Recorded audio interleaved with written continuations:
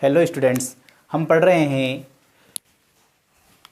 Chapter 3 का question number 5। हमारे पास पांचवा क्वेश्चन है, एक आयताकार बाग जिसकी लंबाई उसकी चौड़ाई से 4 मीटर अधिक है का अर्ध परिमाप 36 मीटर है। उस बाग का अर्ध परिमाप दे रखा है हमें यहाँ पर 36 मीटर। तो बाग की विमाएँ ज्ञात कीजिए। विमाएँ मतलब उसकी लंबाई और चौड़ाई हमें ज्ञात करनी है।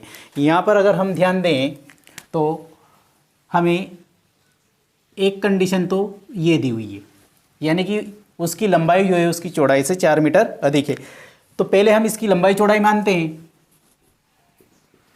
माना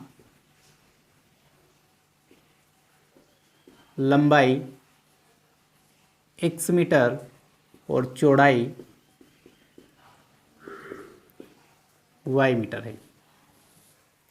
लंबाई हमने मान ली x मीटर और चौड़ाई मान लेते हम इसमें y मीटर। अब इसने दिया है कि उसकी लंबाई जो है वो चौड़ाई से 4 मीटर अधिक है, यानी कि लंबाई ज़्यादा है। लंबाई और चौड़ाई का अंतर कितना है? 4 मीटर का है। तो अकॉर्डिंग टू क्वेश्चन हम लिखेंगे, अकॉर्डिंग टू क्वेश्चन प्रश्नानुसार हम लिखेंगे कि लंबाई जो है वो चौड़ाई से कितनी अधिक है? 4 मीटर अधिक है। यानी कि लंबाई में से हम अगर चौड़ाई घटाते हैं तो कितना आएगा? 4 आएगा। तो यहाँ पर लिख देंगे हम लंबाई माइनस चौड़ाई बराबर कितना है? 4। लंबाई कितना माना हमने? x माइनस चौड़ाई कितना हो जाएगा? y बराबर 4। यह हमारी समीकरण 1 प्राप्त होती है। अब फिर देखेंगे हम अगेन AQ पुनः प्रश्नानुसार अगर हम देखते हैं, आगे दिया है कि उसका अर्ध परिमाप 36 मीटर है। तो परिमाप क्या होता है? आयत का परिमाप 2 गुणा लंबाई प्लस चौड़ाई। तो अर्ध परिमाप क्या हो जाएगा?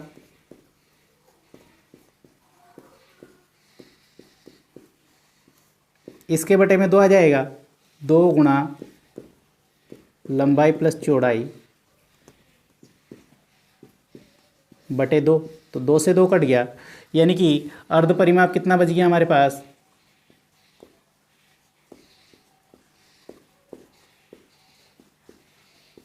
अर्ध परिमाप प्राप्त होता है हमें लंबाई प्लस चौड़ाई।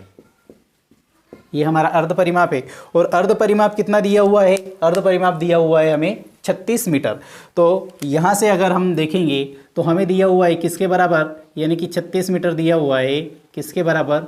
x प्लस वाई के बराबर। यानी कि x प्लस वाई बराबर हमें कितना दिया हुआ है? 36 मीटर। तो हम इसको अगर आगे देखते हैं तो हमें क्या प्राप्त हो जाएगा? x प्लस वाई बराबर 36 मीटर। ये हमारी समीकरण 2 हो गई। अब समीकरण 1 और समीकरण 2 से हम इसके x और y के दो मान ज्ञात करेंगे और फिर उसको ग्राफ पर निरूपित करेंगे। वहाँ से हमें ग्राफ पर लंबाई और चौड़ाई प्राप्त हो जाएगी। तो देखते हैं हम पहले समीकरण 1 से।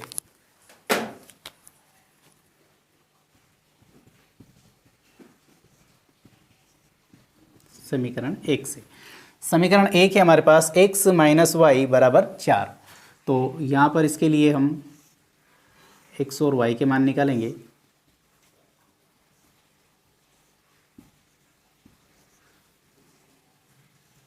इसमें हम x और y के 3 मान प्राप्त करेंगे।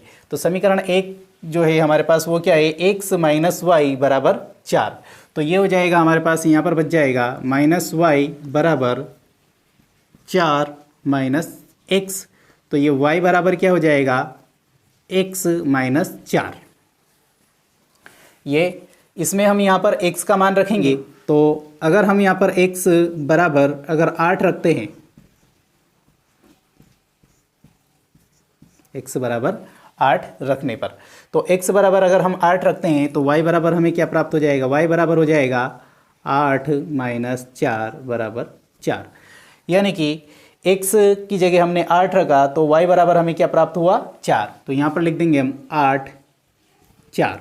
फिर अगर हम x बराबर वापस फिर लिखते हैं यहाँ पर, अगर हम 6 रखते हैं तो 6 में से 4 घटाएंगे तो 2 प्राप्त हो जाएगा। तो यहाँ पर लिखेंगे हम x बराबर 6 रखने पर, x बराबर 6 रखने पर, x बराबर अगर 6 रखते हैं तो y बराबर क्या प्राप्त हो जाएगा, 6 माइनस 4 बराबर 2।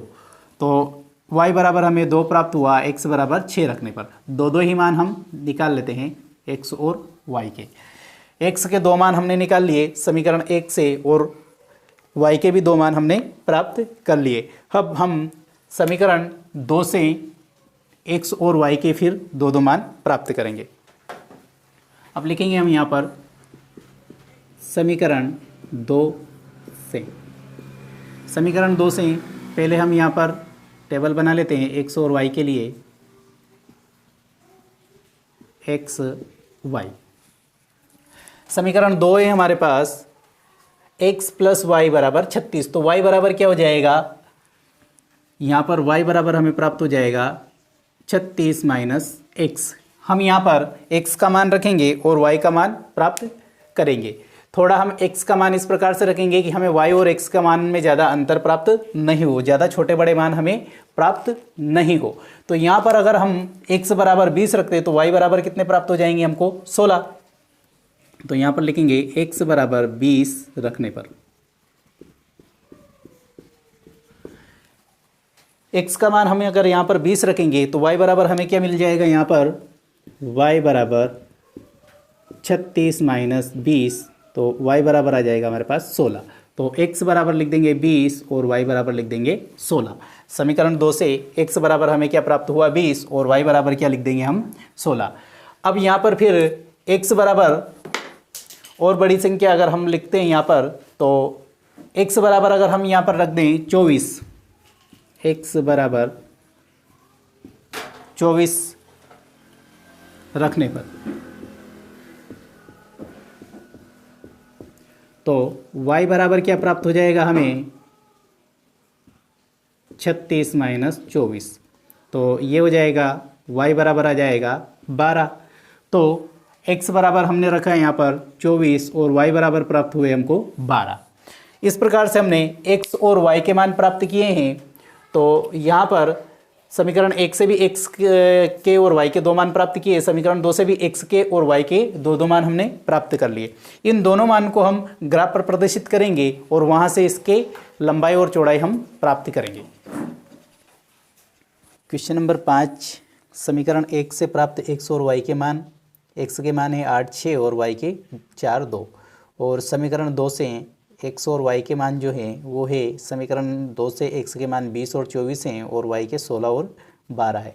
इनको हम इस ग्राफ पर निरूपित करेंगे। सबसे पहले x बराबर 8 देखते हैं हम। तो x बराबर 8 है यहाँ पर, ये y बराबर 4 पर मिलेगा। तो ये y बराबर 4, यहाँ पर हमें बिंदु प्राप्त होता है। यहाँ पर लिख देंगे हम 8, 4। दूसरा बिंदु देखते हैं हम, x बराबर 6 पर y बराबर 2। तो ये x बराबर 6 है, इस पर y बराबर 2। तो यहाँ पर लिख देंगे हम 6, 2। इन दोनों को मिलाते हुए एक बड़ी सी रेखा खींचेंगे।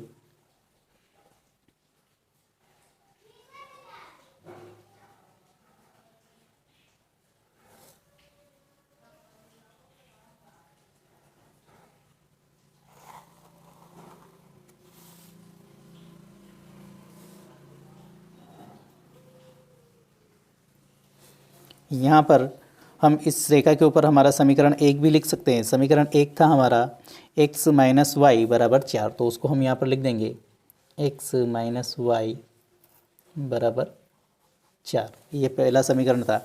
अब समीकरण 2 से प्राप्त मानों को हम इस पर अंकित करेंगे। समीकरण 2 में x बराबर 20 पर y बराबर 16। तो ये x बराबर 20, इस पर y बराबर 16, x बराबर 20 पर y बराबर 16 हमें यहाँ पर प्राप्त होता है। तो यहाँ पर लिख देंगे हम 20, 16। फिर अगला मान है हमारा x बराबर 24 पर y बराबर 12। तो x बराबर हमारे पास है 24 और y बराबर है हमारे पास 12। तो ये 24 और ये 12 हमें यहाँ प्राप्त होगा। यहाँ पर लिख देंगे हम 24 12। इन दोनों को मिलाते हुए एक बड़ी सी रेखा खींचेंगे।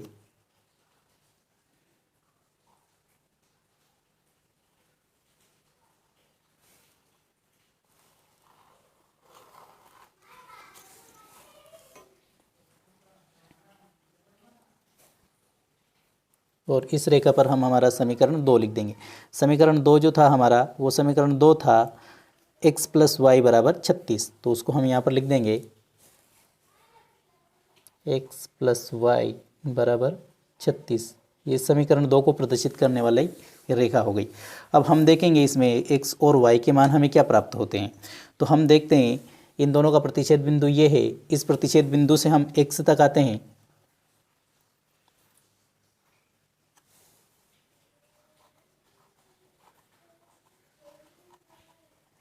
तो x पर हमें 20 प्राप्त होते हैं। तो यहाँ पर लिख देंगे हम x = 20। और इस प्रतिच्छेद बिंदु से हम y तक जाते हैं।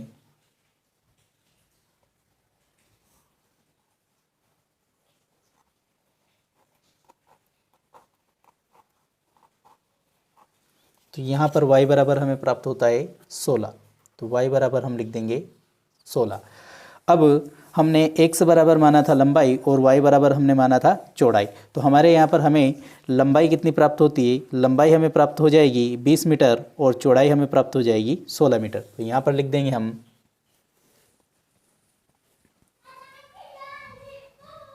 लंबाई बराबर 20 मीटर और चौड़ाई बराबर हमें प्राप्त हुई 16 मीटर।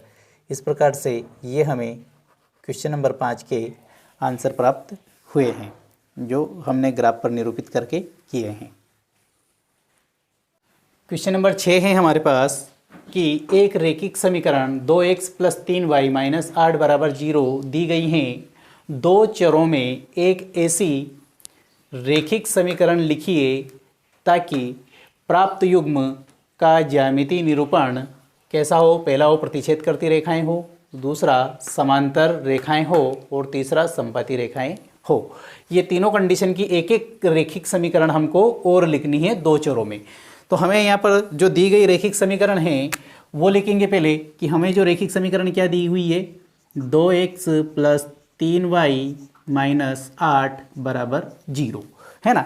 अब हमें यहाँ पर ये पहली समीकरण तो दी हुई है, इसकी दूसरी समीकरण हमें ज्ञात करनी है। तो पहले इसमें जो दी गई कंडीशन है उस कंडीशन के अनुपात लिखते हैं। तो हमें प्रतिच्छेद करती रेखाएं हो ऐसी कंडीशन दी हुई है, तो इसके अनुपात क्या हो जाएंगे?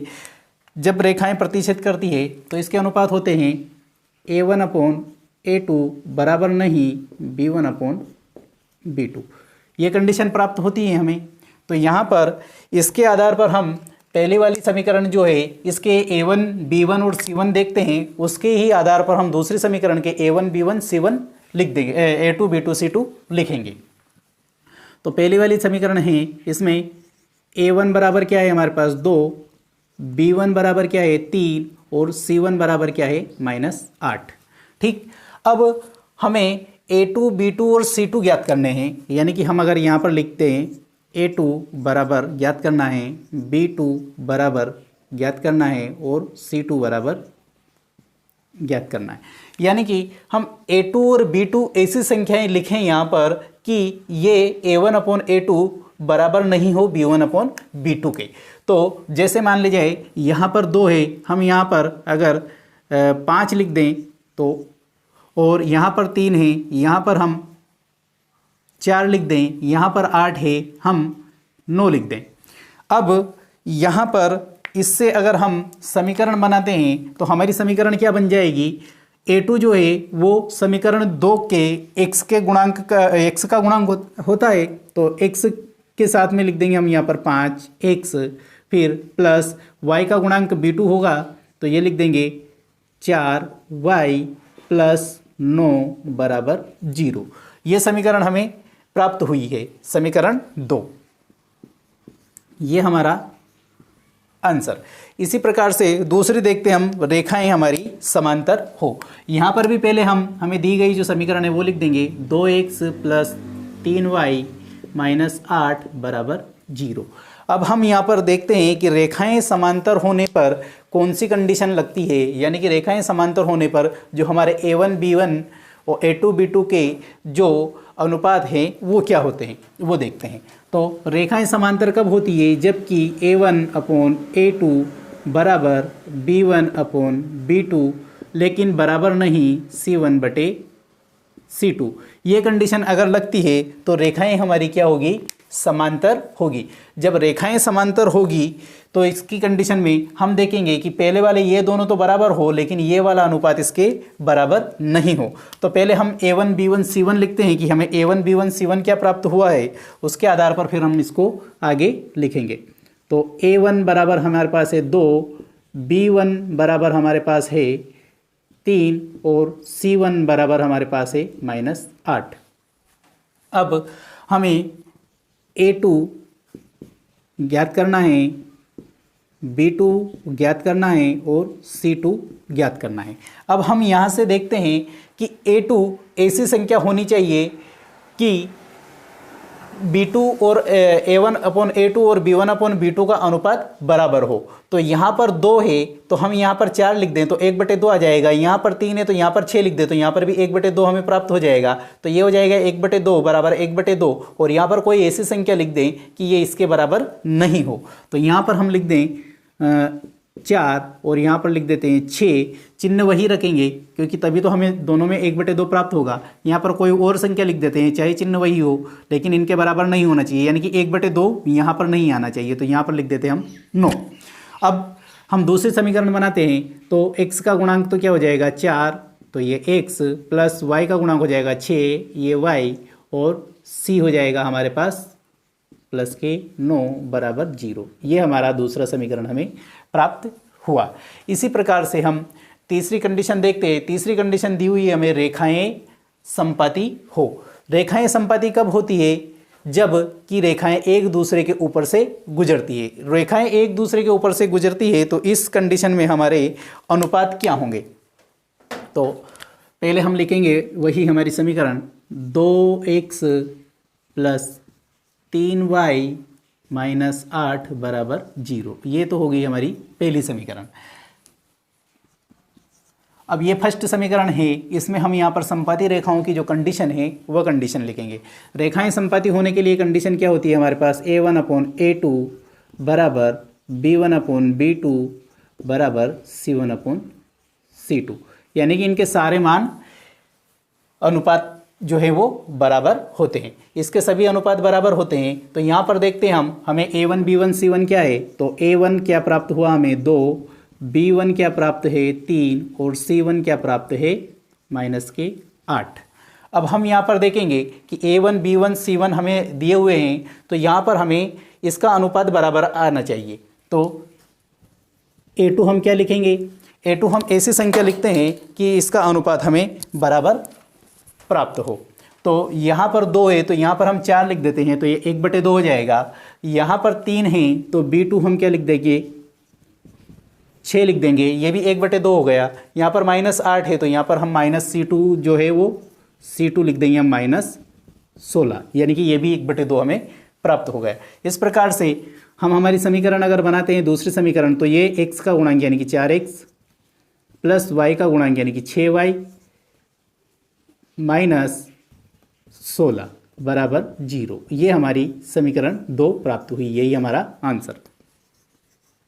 इस प्रकार से हमने क्वेश्चन नंबर 6 भी हल कर लिया है। इसका आप स्क्रीनशॉट ले लें और आपको किसी भी प्रश्न में अगर किसी भी प्रकार की समस्या है तो कमेंट बॉक्स में जाइए और उस प्रश्न के बारे में आप कमेंट कीजिए। जो भी समस्या है हम उसका समाधान आपको जल्दी से जल्दी उपलब्ध करवाने की पूरी कोशिश करेंगे। Thank you.